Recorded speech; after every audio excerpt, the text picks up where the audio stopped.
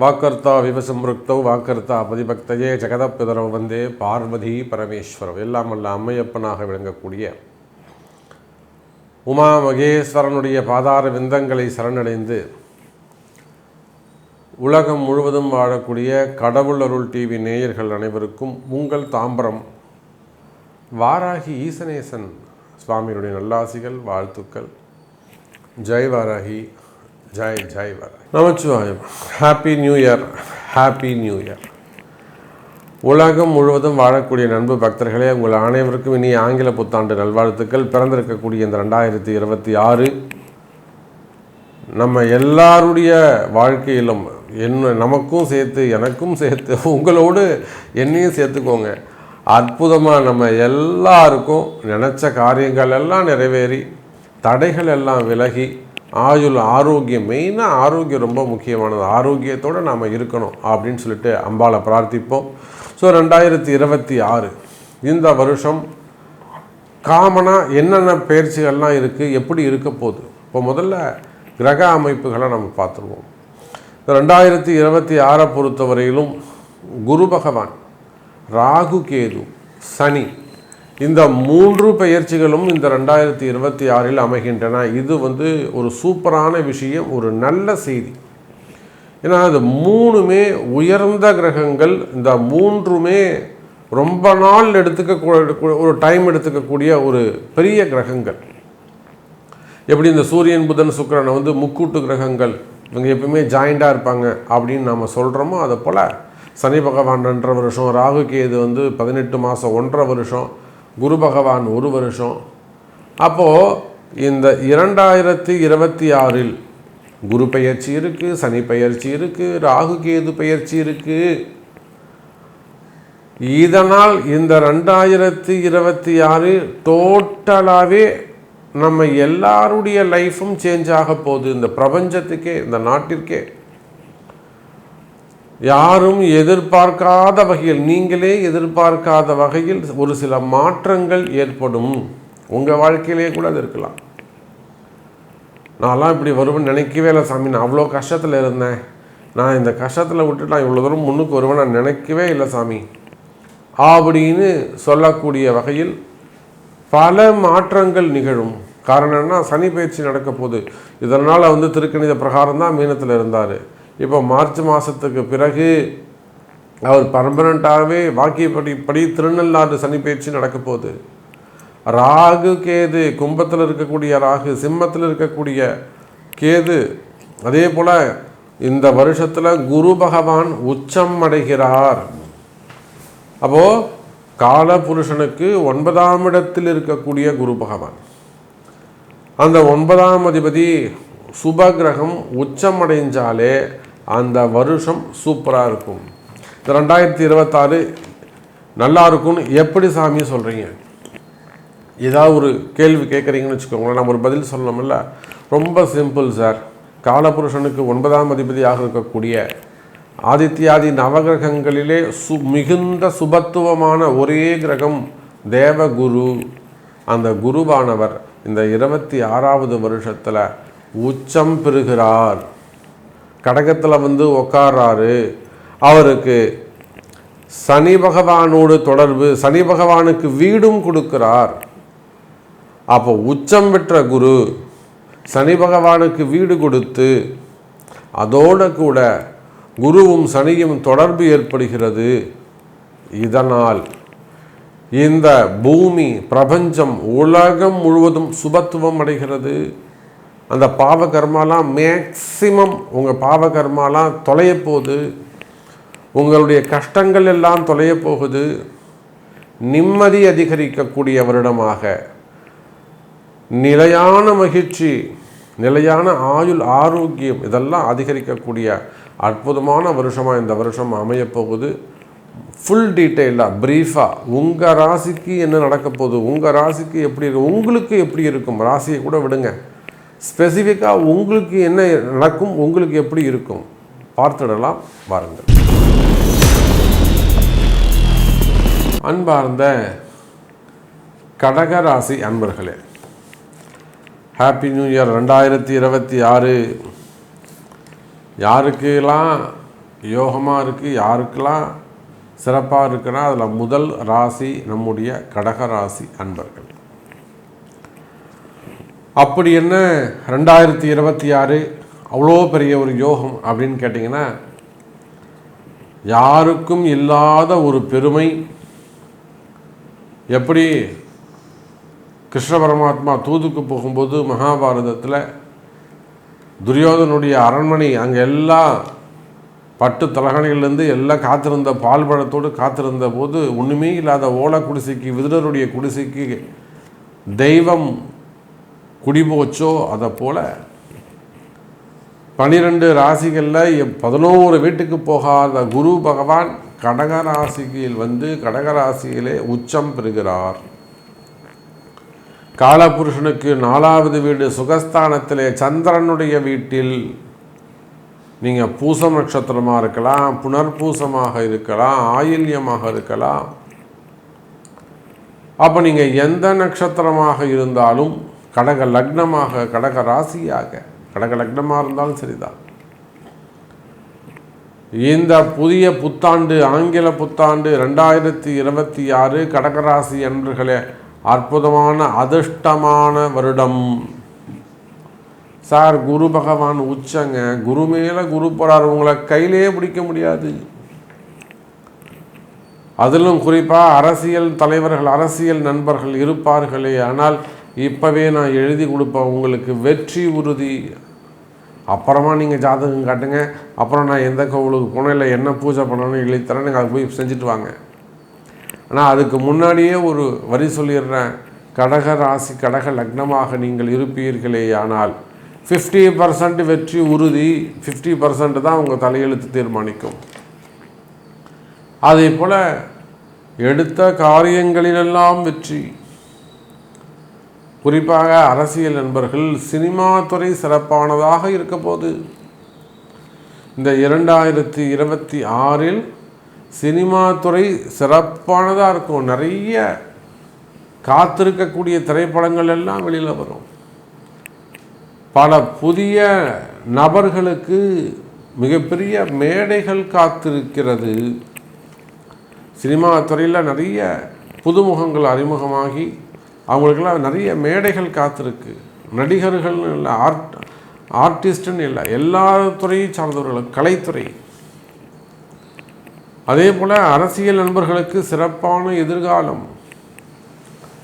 அதே போலத்தான் ஆன்மீக பெரியோர்கள், ஆன்மீகத்தில் ஈடுபட்டிருக்கக்கூடிய அன்பு பெரியோர்களுக்கும் உயரிய ஸ்தானங்கள். அவங்க துறையில், அவங்க நிர்வாகத்தில் இருக்கக்கூடிய நிர்வாக பிரச்சனைகள் தீரும். பொதுவாகவே கடகராசி என்பர்களே, உங்களுக்கு வாழ்க்கையில் ஏற்பட்ட வீண் கலகங்கள், அதே போல் அந்த வீண் கலகங்கள் மட்டும் இல்லாமல் எதிரிகளுடைய சூழ்ச்சிகள், வீண் கஷ்டங்கள், கடன் சுமைகள், கடன் பிரச்சனைகள் ஏற்பட்டிருக்குமே. ஆனால் அந்த கடன் சுமைகள், கடன் பிரச்சனைகள் எல்லாம் கூட இந்த 2026 மார்ச் மாதம் 2 மாதம்தான் உங்களுக்கு கஷ்டம். மார்ச் மாதத்திலிருந்து படிப்படியாக உங்களுடைய கஷ்டங்கள் குறையும். கவலை வேண்டாம் கடகராசி அன்பர்களே. நிறைய கடகராசி அன்பர்களுக்கு வெளியில் வர முடியாத ஒரு சூழ்நிலை. ஒரு சில கடகராசி அன்பர்களுக்கு வெளியில் வர முடியாத ஒரு கடுமையான சூழ்நிலை. ஒரு பெரிய பினாமி சம்மந்தப்பட்ட பிரச்சனைகளாக இருக்கலாம், ஃபண்டு சம்மந்தப்பட்ட பிரச்சனைகளாக இருக்கலாம், அல்லது என்கொயரிகள் சம்மந்தப்பட்ட பிரச்சனைகளாக இருக்கலாம், ரைடு சம்மந்தப்பட்ட பிரச்சனைகளாக இருக்கலாம், ஜாமீனு, சிறை தண்டனைகள், வம்பு வழக்குகள், அல்லது குடும்ப பிரச்சனைகள். வெளியில் வர முடியாத பிரச்சனைகள் இருக்குமே. ஆனால் கவலை வேண்டாம், அதெல்லாம் அம்பாளுடைய துணை கொண்டு, வாராகியின் துணை கொண்டு ஜெயிக்க முடியும். கவலை வேண்டாம் கடகராசி அன்பர்களே. அதே போலத்தான் தொழில்துறை அமைப்புகள். நிச்சயமாக பிஸ்னஸ் நல்லா இருக்கும், வருமானங்கள் அதிகரிக்கும், வரவு செலவுகள் அதிகரிக்கும். தொழில்துறை சிறப்பானதாக இருக்கும். நீங்கள் எந்த தொழில் செய்பவராக இருந்தாலும், எனி பிஸ்னஸ். கடகராசியில் நமக்கு தெரிந்து எத்தனையோ நம்மளுடைய கிளைண்ட்ஸ் கம்பெனிகள் வச்சு நடத்தக்கூடியவங்க, நிறுவனங்கள் வச்சு நடத்தக்கூடியவங்க, பெரிய பெரிய ஃபேக்ட்ரிஸ் வச்சு நடத்தக்கூடியவங்க, சிப்காட் நிறுவனங்கள். ஒரு ஷிஃப்ட்டுக்கு ஒரு 1500 பேர் 3000 பேர் ஒர்க் பண்ணுற கம்பெனியெல்லாம் கூட நம்மகிட்ட கன்சல்ட்டிங் வந்திருக்கிறாங்க. கிட்டத்தட்ட ஒரு 70 ஏக்கரில் அந்த கம்பெனி இருக்கும். இப்போது நம்ம அந்த ஒடிசாவில் சென்று ஒரு பெரிய ஒரு வாஸ்து பூஜை செஞ்சு கொடுத்துட்டு வந்தோம். கிட்டத்தட்ட ஒரு 70 ஏக்கரை க்ளீன் பண்ணி ஆக வாஸ்து பார்த்து வரைபடம் வரைஞ்சி கொடுத்துட்டு வந்தோம் கம்பெனி அமைப்பதற்காக. அப்போ தொழில் நிறுவனங்கள், பெரிய பெரிய தொழில் நிறுவனங்களாக இருக்கலாம், உற்பத்தி நிறுவனங்களாக இருக்கலாம், அல்லது சின்ன ஸ்மால் ஸ்கேல் இண்டஸ்ட்ரியாக இருக்கலாம், சின்ன சின்ன தொழில் நிறுவனங்களாக இருக்கலாம், கடைகளாக இருக்கலாம், கம்பெனிகளாக இருக்கலாம், ஓன் பிஸ்னஸ் செய்யக்கூடியவர்களாக இருக்கலாம், சுய தொழில் செய்யக்கூடியவங்களாக இருக்கலாம். அப்போ நீங்கள் வேலை வாய்ப்புகள் செய்யக்கூடியவங்க, ப்ரைவேட் ஜாப் செய்யக்கூடியவங்க, கம்பெனி ஜாப் செய்யக்கூடியவங்க, ஜாப் ஒர்க் பண்ணக்கூடியவங்க, அப்போ நீங்கள் எந்த தொழில் செய்பவராக இருந்தாலும், ஷேர் மார்க்கெட்டு, ஸ்டாக் மார்க்கெட்டு, நீங்கள் எந்த தொழில் செய்பவராக இருந்தாலும் சரிதான், கடகராசி அன்பர்களே, தொழில்துறை சிறப்பானதாக இருக்கும். தொழிலில் நல்ல முன்னேற்றங்கள் இருக்கும். அப்படி கம்பெனிலேயோ உங்கள் தொழிலையோ ஏதேனும் பிரச்சனைகள் இருக்குமே ஆனால், ஒரு பயமாக இருக்குதுங்க சாமி, எனக்கு வர வேண்டியது இருக்கு, நான் போய் சிக்கலில் மாட்டிக்கிட்டேன், எனக்கு இவ்வளோ தேவைப்படுது, அதெல்லாம் இடதோஷங்கள் காரணமாக இருக்கலாம், பூமி சம்பந்தப்பட்ட பிரச்சனையாக இருக்கலாம். கவனியுங்கள். ஆமாம், அதெல்லாம் இடதோஷங்கள், பூமி சம்பந்தப்பட்ட பிரச்சனைகள், காலதோஷங்கள். அப்போ அந்த மாதிரி கண்ணுக்கு தெரியாத பிரச்சனைகள் கூட, கடகராசி என்பர்களே, கண்ணுக்கு தெரியாமல் கண்டுபிடிக்க முடியாமல் இருக்கக்கூடிய கஷ்டங்கள் கூட விலகக்கூடிய அற்புதமான வருஷம் இந்த 2026. அதே போல் உடல்நிலை ஆரோக்கியம் அதிகரிக்கும். ஹெல்த் வைஸ் நல்ல இம்ப்ரூவ்மெண்ட் இருக்கும். தொழில் அமைப்புகள் எப்படி சிறப்பாக இருக்குமோ, குடும்பம் எப்படி சிறப்பாக இருக்குமோ, குடும்பத்தில் ஒரு மகிழ்ச்சி உருவாகும். நோய் நொடிகள் குறைந்து கரெக்டாக அந்த மாத்திரை சாப்பிட்றது, ட்ரீட்மெண்ட்டு சரியாக இருக்குமே ஆனால் உங்களுடைய வழிபாடுகள் கை கொடுக்கும். ஆயுள் ஆரோக்கியம் அதிகரிக்கும். குறிப்பாக மாணவ செல்வங்கள், சின்ன குழந்தைங்க, வம்ச அபிவிருத்தி, அதே போல் கல்வி கேள்விகளிலே சிறந்து விளங்குவது, ஒரு ஹையர் ஸ்டடீஸ்க்காக உயர்கல்வியெல்லாம் சிறப்பு பெறுவது, நல்ல மார்க்கு ஸ்கோர் பண்ணுறது. பையன் 10th படிக்கிறான், +2 படிக்கிறான், காலேஜ் படிக்கிறான், இல்லை வெளிநாட்டில் படிக்கிறாங்க. நான் சார் இந்த கோர்ஸில் இருக்கேன், இந்த யூனிவர்சிட்டியில் இருக்கிறேன், நான் இங்கேருந்தே வெளிநாட்டில் அப்படியே வேலைக்கு போகிறேன். அப்போ அவர்களுக்கு கூட இந்த 2026 மாணவ செல்வங்களுக்கும் வேலை வாய்ப்புகளை உருவாக்கி தரும். நல்ல ஒரு எதிர்காலத்தில் கொண்டு போய் உங்களை வழிநடத்தும். மாணவ செல்வங்களுக்கு சிறப்பானதாக இருக்கும். குடும்ப பெண்களுக்கு சிறப்பானதாக இருக்கும். குடும்ப வாழ்க்கை மகிழ்ச்சியோங்கும். அப்போ எல்லா வகையிலும் ஆயுள் ஆரோக்கியம், தனம், வரவு செலவு, கடன் சுமைகள், கடன் பிரச்சனைகளில் இருந்து விடுதலை, இப்படி குரு பகவான் உச்சமடைகின்ற காரணத்தினால் கடகராசிக்கு இந்த 2026 அற்புதமான அதிர்ஷ்டமான அதிர்ஷ்ட தேவதையாக அமைகிறது கடகராசி அன்பர்களே. ஸோ அன்பு பக்தர்களே, இந்த புது வருடம் பிறக்கின்ற அந்த புது வருஷம் 2026 உங்கள் எல்லாருடைய வாழ்விலும் மிக சிறப்பாக அமையட்டும். குறிப்பாக திருமண யோகங்கள், திருமண யோகத்தை பொறுத்தவரையில் அது முதல் திருமணமாக இருக்கலாம், இரண்டாவது திருமணமாக இருக்கலாம், தடைப்பட்ட திருமணங்கள், தள்ளி போன திருமணங்கள், காதல் திருமணங்கள்.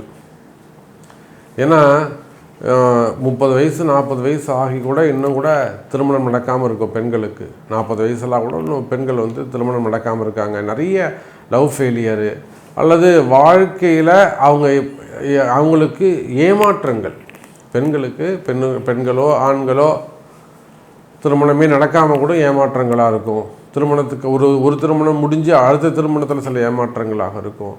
ஸோ அதெல்லாம் நிறைய பெயினை கொடுத்துருக்கும் உங்களுக்கு. அப்போ அந்த மாதிரி உலகம் முழுவதும் உள்நாடாக இருக்க வெளிநாடுகளாக இருக்கலாம். அப்போ உலகம் முழுவதும் வாழக்கூடிய அன்பு பக்தர்கள் அது மாதிரி திருமண தடைகள் இருக்குமே, ஆனால் இந்த வருஷம் உங்களுக்கு சிறப்பாக இருந்து சின்ன சின்ன எளிமையான பரிகாரங்கள் தான் உங்களை வாழ வைக்கும். சின்ன சின்ன எளிமையான பரிகாரங்கள் தான் உங்களை கை கொடுக்கும். அப்போ திருமண தடைகள் விலகும். அதே போல்